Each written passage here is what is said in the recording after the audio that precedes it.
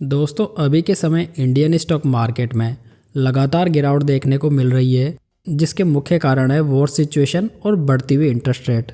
जब भी मार्केट में 5 से 10% की गिरावट आती है तो ये क्वालिटी स्टॉक्स के साथ साथ म्यूचुअल फंड्स में भी लमसम इन्वेस्टमेंट करने का एक बेहतरीन मौका बन जाता है।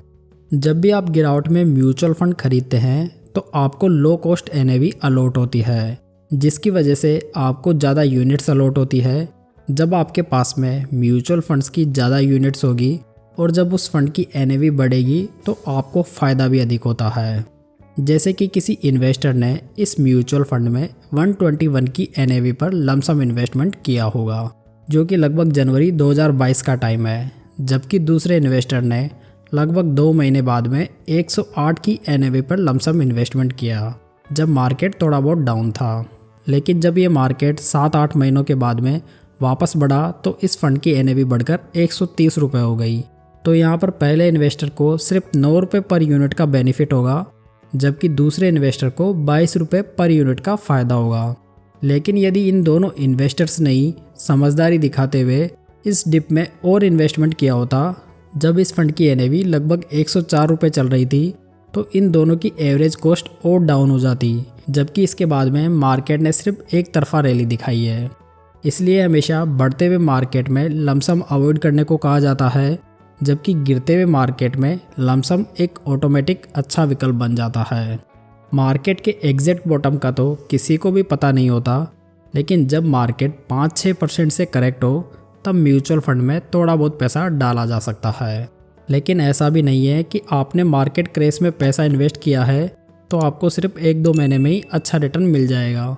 जब भी आप इक्विटी मार्केट में पैसा इन्वेस्ट करते हैं तो आपको कम से कम 2-3 साल का समय तो देना ही पड़ता है। यदि आप अभी के समय निफ्टी 50 का चार्ट देखेंगे तो आपको ऊपर से 6-7% का डिस्काउंट दिखाई देगा। मतलब कि मोटा पैसा लगाने के लिए ये कोई बहुत बड़ा अट्रैक्टिव डिस्काउंट तो नहीं है। हालांकि म्यूचुअल फंड में थोड़ा बहुत लमसम इन्वेस्टमेंट करने के लिए ये एक अच्छा डिस्काउंट माना जा सकता है। मतलब कि जो भी आपके पास में पैसा है आप उसका 20 से 25% अभी इन्वेस्ट करने के बारे में सोच सकते हैं। दूसरे तरीके में आप निफ्टी 50 का पीई देखकर भी लमसम करने के बारे में सोच सकते हैं। जैसे कि आज की डेट में निफ्टी का पी 20.50 चल रहा है, जो कि लास्ट 2 ईयर्स और लास्ट 5 ईयर्स दोनों के एवरेज से कम पर ट्रेड कर रहा है। मतलब कि मार्केट अभी बहुत ज़्यादा ओवर वैल्यूड नहीं है और इसे लमसम करने की एक बढ़िया अपॉर्चुनिटी कंसिडर किया जा सकता है। जैसे कि इस पॉइंट पर निफ्टी का पी 41 तक पहुंच गया था, जिसमें कि बहुत ही ज़्यादा ओवर वैल्यूड मार्केट की कंडीशन हो चुकी थी। इतना हाई वैल्यूएशन मार्केट में कभी भी सस्टेन नहीं करता। या तो लिस्टेड कंपनीज़ को अच्छे रिजल्ट्स लाकर मार्केट के पी को कम करना होता है, या फिर मार्केट ऑटोमेटिक क्रैश होकर अपना वैल्यूएशन करेक्ट कर लेता है। तो दोस्तों ये तो बात हो गई मार्केट वैल्यूएशन और लमसम स्ट्रेटजी की।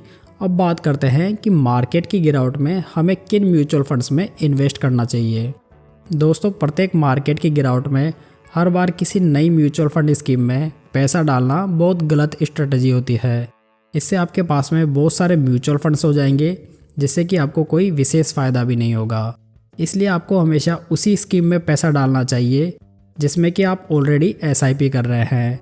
इससे आपकी एवरेज एनएवी कॉस्ट डाउन होगी और जब मार्केट में अच्छी तेज़ी आएगी तो आपको फ़ायदा भी उसी अनुसार होगा।